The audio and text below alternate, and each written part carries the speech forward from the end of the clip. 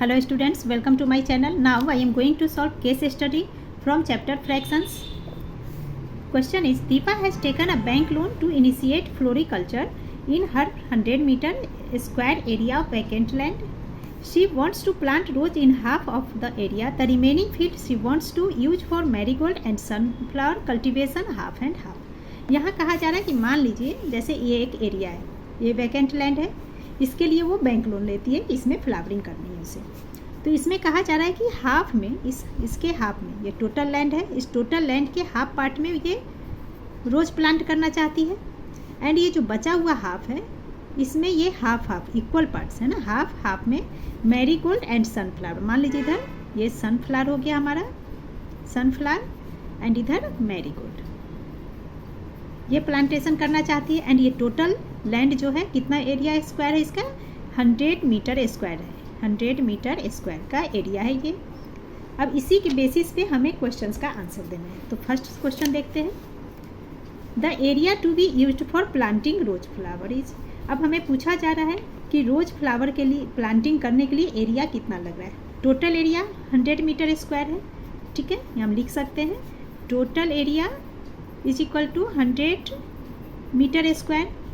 तो for rose plant के लिए कितना लगेगा वो हमें निकालना है, फॉर रोज प्लांट। तो रोज प्लांट के लिए एरिया क्या लगेगा, तो रोज प्लांट इस टोटल एरिया का हाफ में रोज प्लांट लगा रही है। दैट मीन्स इस 100 मीटर स्क्वायर में 100 में हम क्या करेंगे, 2 से डिवाइड कर देंगे। तो 2 से 2 5 से 10 एंड ये 0, तो ये हो गया 50 मीटर स्क्वायर। एरिया हमेशा स्क्वायर में लिखा जाता है, सो 50 मीटर स्क्वायर आंसर हो जाएगा। So A 50 metre square is the answer. Now second check करते हैं, fraction of the total area being used for planting sunflower is. अब हमें इस सनफ्लावर के लिए कितना लैंड लग रहा है इसका फ्रैक्शन बताना है। तो सनफ्लावर देखिए कहाँ लगा हुआ है, हाफ में, लैंड के पूरे हाफ में तो रोज हो गया, और बचे हुए हाफ पार्ट्स में, बचा हुआ हाफ पार्ट्स ये है, इसके भी हाफ में सनफ्लावर है। दैट मीन्स सनफ्लावर हाफ है, हाफ ऑफ टोटल हाफ का, हाफ ऑफ हाफ। तो इसे हम लिख सकते हैं 1/2 इंटू 1/2, दैट मीन्स 1/4, यानी कि 1/4 पार्ट में सनफ्लावर है। इसी तरह से 1/4 पार्ट मैरीगोल्ड के लिए होगा। एंड यहाँ क्वेश्चन में हमें सनफ्लावर के लिए फ्रैक्शन पूछा जा रहा है, कितना लैंड लग रहा है, फ्रैक्शन में लैंड बताना है। सो 1/4, तो A is the answer. Now third, the earning E1 on rose is expected to be ₹10,000। कहा जा रहा है कि अर्निंग ऑफ रोज की अर्निंग को E1 मान लिया गया है, तो रोज पे अर्निंग एक्सपेक्ट किया जा रहा है कि 10,000 रुपीज़ होगा। The earning E2 on the same quantity of sunflower, sunflower के अर्निंग के लिए E2 अर्निंग को E2 मान लिया गया। एंड कहा जा रहा है कि इस पर एक्सपेक्ट किया जा रहा है कि 3/4 ऑफ इट, यानी कि इस 10,000 का 3/4 एक्सपेक्ट कर रहा है सनफ्लावर पे अर्निंग होगा। तो वैल्यू ऑफ E2, तो हमें E2 यानी कि अर्निंग फॉर सनफ्लावर क्या होगा वो हमें फाइंड करने हैं। सो 3/4 का मतलब क्या हो गया, 3/4, 4 में से 3 यानी कि 3/4 ऑफ यानी कि इंटू का साइन, ईट का मतलब क्या कर रहा है 10,000। तो 3/4 इंटू 10,000, इसे डिवाइड करके सॉल्व करेंगे। तो चलिए करके देखते हैं, यहाँ लिख लेते हैं। तो देखिए 3/4 इंटू ऑफ की जगह पे इंटू का साइन एंड ऑफ इट मतलब 10,000। क्लियर। अब डिवाइड करेंगे, इसके नीचे कुछ नहीं मतलब 1 लगा सकते हो आप। नाउ 4 से 10,000 डिवाइड करेंगे, जब आप डिवाइड करोगे तो 25 4 4 100, दैट मीन्स डिवाइड करने पे आप 25 एंड ये 00 2500 आएगा।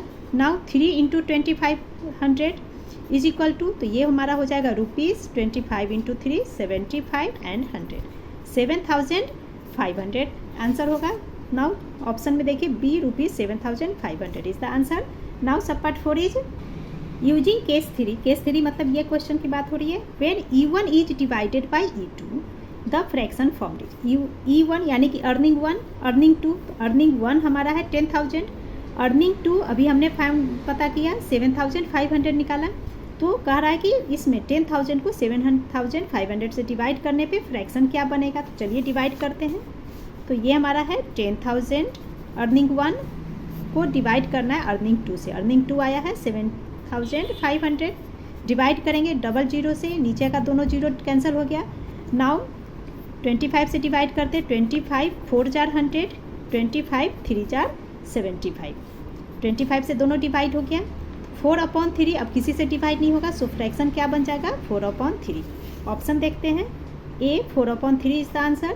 Fifth, she has planned to distribute 150 roses to her 50 friends to celebrate her farming initiative. The equal number of roses will be given to all the friends. If we write the number of roses to be given to each person as fraction, this fraction will be, यहाँ कहा जा रहा है कि total 150 रोज है and 50 friends है। अब कह रहा है कि वो प्लान कर रही है कि अपने 50 फ्रेंड्स में ये जो 150 रोजेज है इसे इक्वली बांट रहे हैं। तो इक्वली बांटने के लिए फ्रैक्शन क्या बनेगा ये हमें बताने हैं। तो क्या करेंगे, सिंपल है, 150 को 50 से डिवाइड कर देंगे। तो देखिए टोटल है 150 रोज एंड फ्रेंड्स है, टोटल फ्रेंड्स 50, इसे डिवाइड कर देंगे। तो 0 से 0 कैंसिल, 5 1 4 5 3 4 इक्वल टू 3/1, ये हमारा फ्रैक्शन हो गया। सो C 3/1 is the answer. And इसी के साथ आपका केस स्टडी सॉल्व हो गया। Thank you.